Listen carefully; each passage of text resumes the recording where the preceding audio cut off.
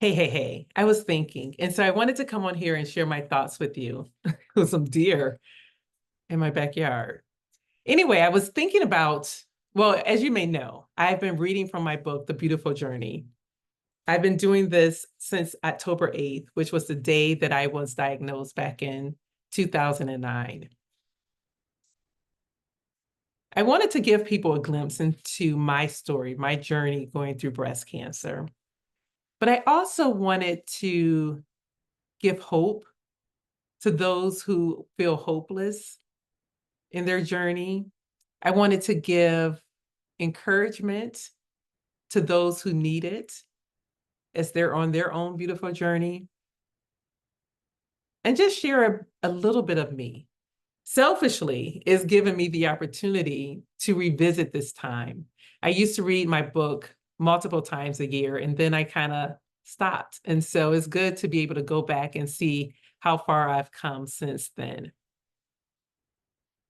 Yesterday, I talked about my experience going to genetic counseling. The reason for that is that they wanted to see if I had the breast cancer gene that could also lead to ovarian cancer. Fortunately, I did not, because if I did, it was going to change the treatment plan. I would have to have my ovaries removed as well. I wasn't sure at this time what I was going to do as far as treatment, but my options were a lumpectomy and radiation, a mastectomy, where they take your entire breast, and chemo with either of the two.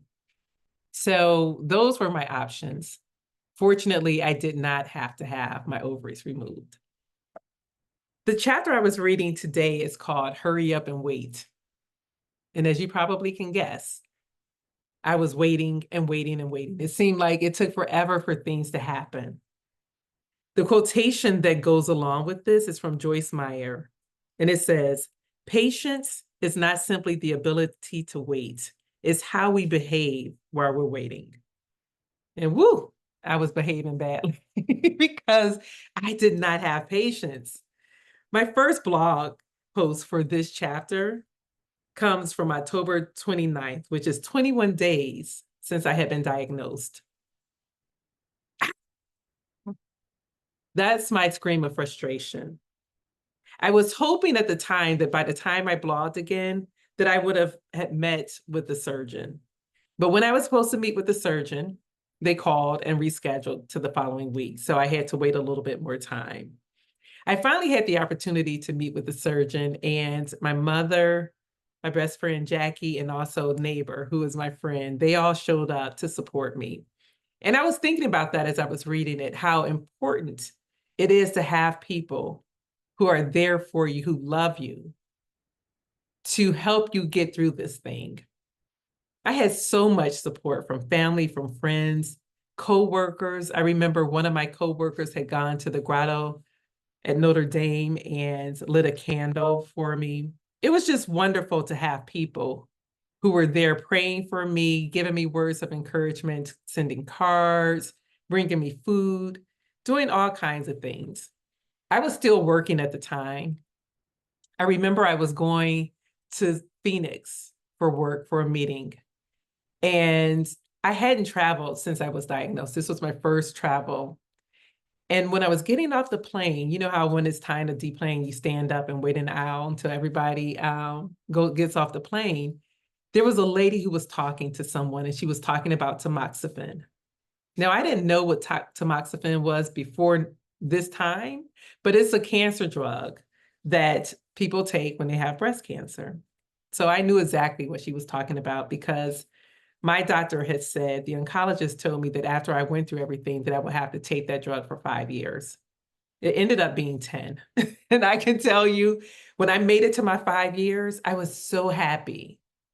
And then the doctor said, you know, research has shown that if you do 10 years, and I cried and cried and cried because I felt like that medicine caused me so much pain physically that I didn't want to take it anymore, but I wanted life. And I was relatively young dealing with breast cancer. I was still in my 30s.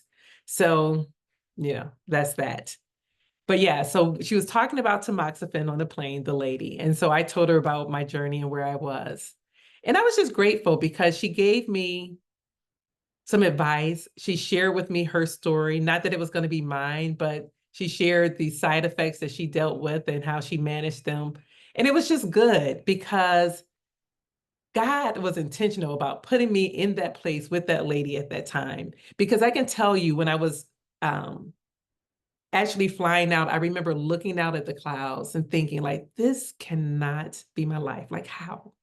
How? Like, I was really anxious at the time. I remember that night in the hotel because when I got there pretty early. So I went and did a massage, just to relax myself.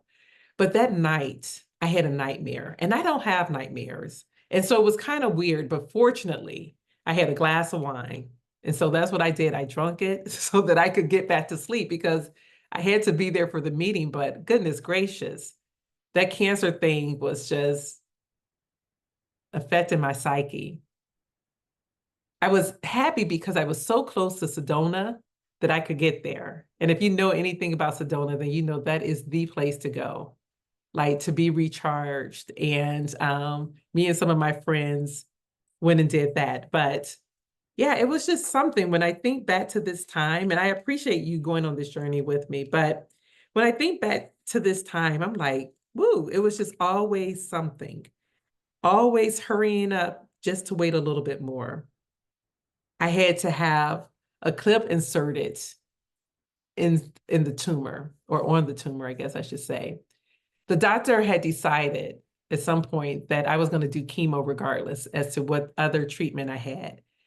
He wanted to shrink the tumor. So even if I had a lumpectomy where they just take the tumor out and the surrounding tissue, or if I had a total mastectomy where they took all the breast tissue, I was still going to need chemo.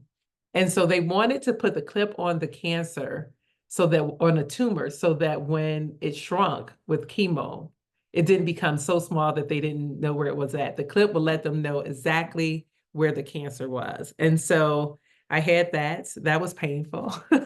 I do remember that. That was a pain that I didn't really have to experience that one. But yeah, so that was it. And I remember that this was the first time that I had ever experienced high blood pressure. I know it was stress. That's all it could have been because I was not a person who had one. But considering everything that I was going through, it's understandable. It had never been high before. And I had thought that I was handling it pretty well, but your body, it reacts to everything that you have going on inside of you.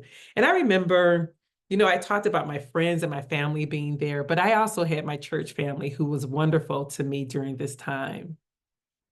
Most of them, I was in the choir, so I had asked for prayer from them. So a lot of people knew what I was going through. And I remember one time sitting in church, I don't know what the message was that day, but evidently it was for me. And I was crying and crying, and I just wanted to get to the bathroom so that I could wipe my tears and get myself together. And I remember as I was rushing out of the church, going to the restroom, there was a little kid, one of my church kids, who looked at me and said, "Are you okay?"